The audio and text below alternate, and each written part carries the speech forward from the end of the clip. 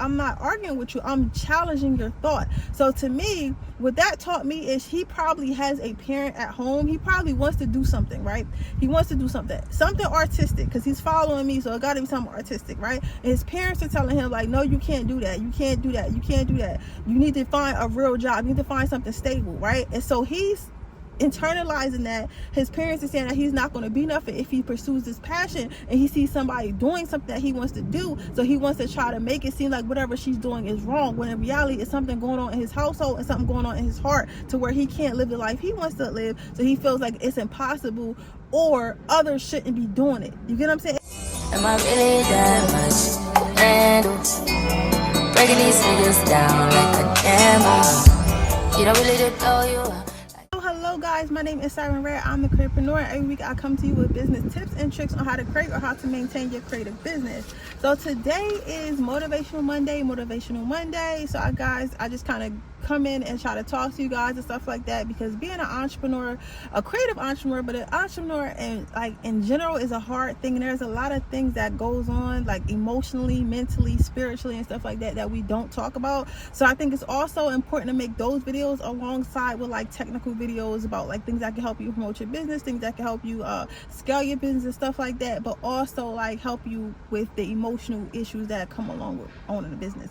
Because me personally, I feel like there are two reasons why people quit. Number one is the lack of funding and stuff like that, and number two is emotional, because even you can get past, like if you really want to, you can get past the lack of funding easily. Like that's not getting funding, and finding money to do whatever you want to do or finding a way to do whatever you want to do is not hard, but keeping the mental clarity and keeping the hope and motivational to do so is hard. You get what I'm saying? And I'm rambling here, but that's another video, but that is a hard thing. A lot of people quit because it's mentally hard. You get what I'm saying? It's spiritually hard, it's emotionally hard, right? And they just rather do what's easier, which is, just give one a dream to just, try to just do whatever they perceive to be easier, right? Even though it's not really easy on their heart, it's just easier for their mind, if that makes sense. But that's neither here nor there. That's another video. But today we're going to talk about hate. We're going to talk about hate because while you're going to have a lot of people applauding you and stuff like that, you're going to meet other people who are positive. You're going to inspire people. You're going to be inspired. There are going to be times along your journey where you're going to run into some haters and stuff like that. And I have made a video about this before, like a couple weeks ago, about like, what it means to have haters and stuff like that. But what does it mean to transmute hate into positivity?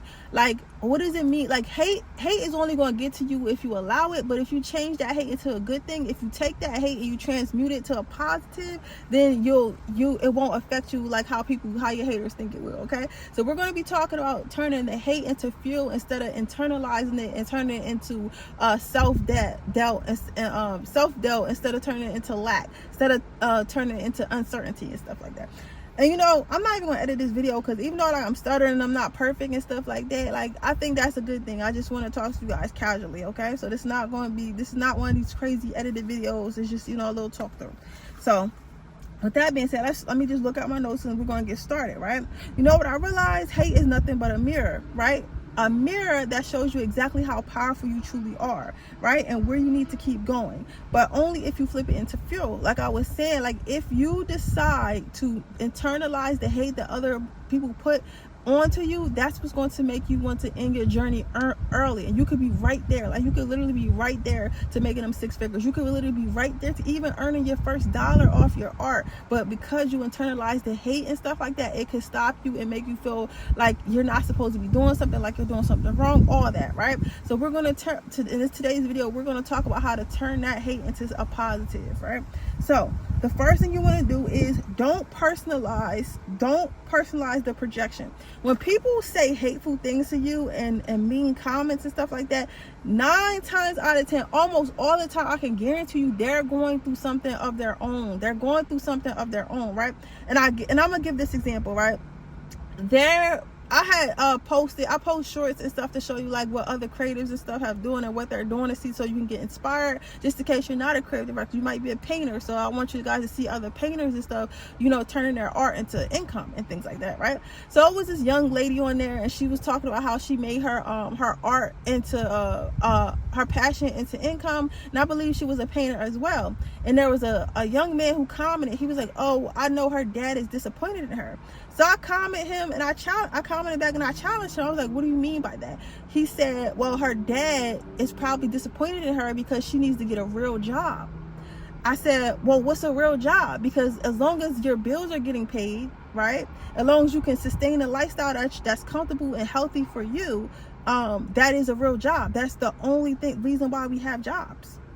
Yes, some people get jobs because they want to help other people and stuff like that, contribute to society or whatever. But let's be honest, like, you don't get a call center job or a bank teller job because you want to help people. You get it because it pays you and it pays the bills, right? And you're good, maybe you're good at customer service, or at least halfway good enough so you can get a little paycheck, so you can, you know, have an apartment, have a car, be able to take a little vacation, be able to go out to the bar with your friends. That's why you work that job. So if she's able to do all those things off of her art, how is that not a real job? And you can say that it's not stable, but how is it not stable when you can easily get laid off or fired from a regular job? It's the same thing, right? So he's like, well, you're spending all your time just on the internet, arguing with an 18-year-old. And I'm not arguing with you. I'm challenging your thought. So to me, what that taught me is he probably has a parent at home. He probably wants to do something, right?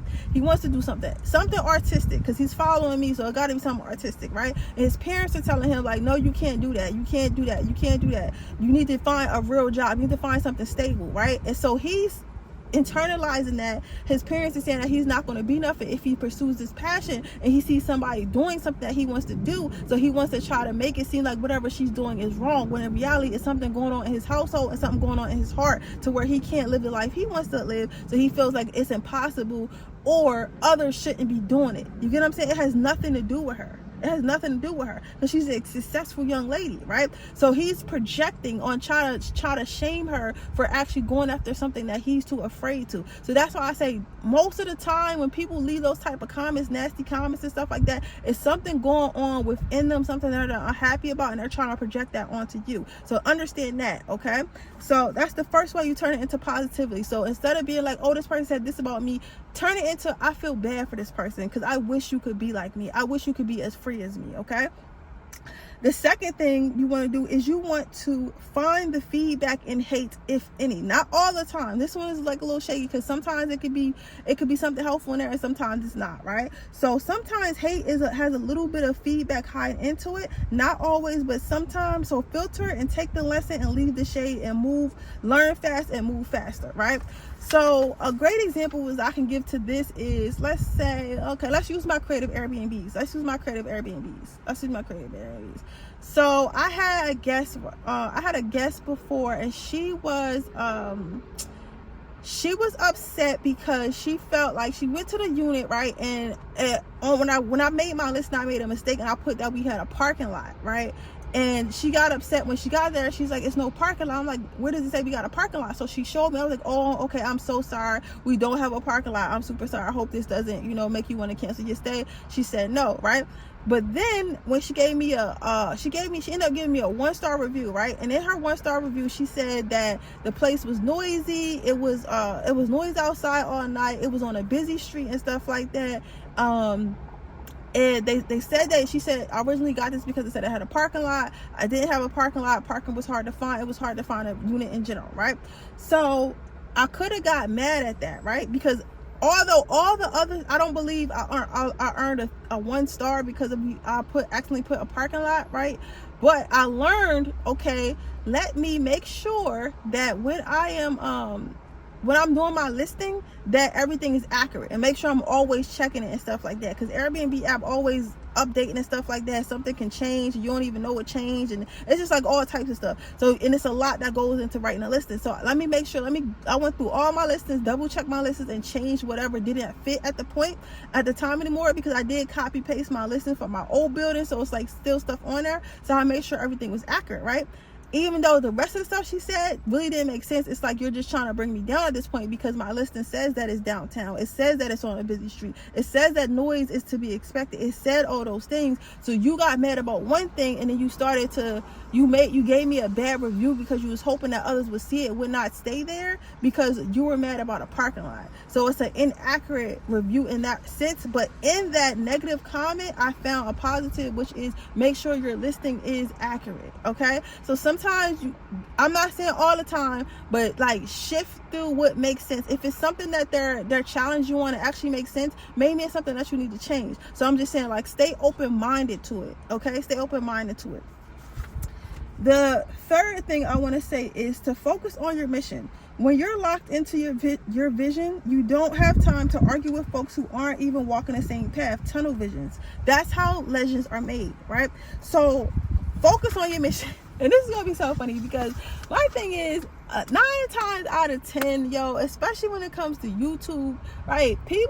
Some people that make those negative comments, like, you'll go to their page and they won't have no videos on their page. You'll go to their Instagram or go to their TikTok or whatever after they made all these crazy comments to you, and they won't have no videos, no pictures, no nothing. Never did nothing. Never did nothing. Nobody knows them. No accolades, nothing, right? Or they'll have like a bunch of like negative memes or something like that. So my thing is, why would I care?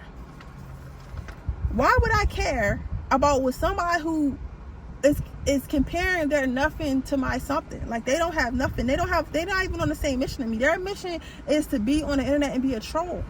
They've never done nothing. They don't have nothing going on. You get what I'm saying? So why would I take myself off of my missions, take myself off of my lessons and stuff like that, my path, to listen to somebody who's not even on the same frequency as me? That doesn't make sense. That's called a distraction. So do not allow yourself to be easily distracted.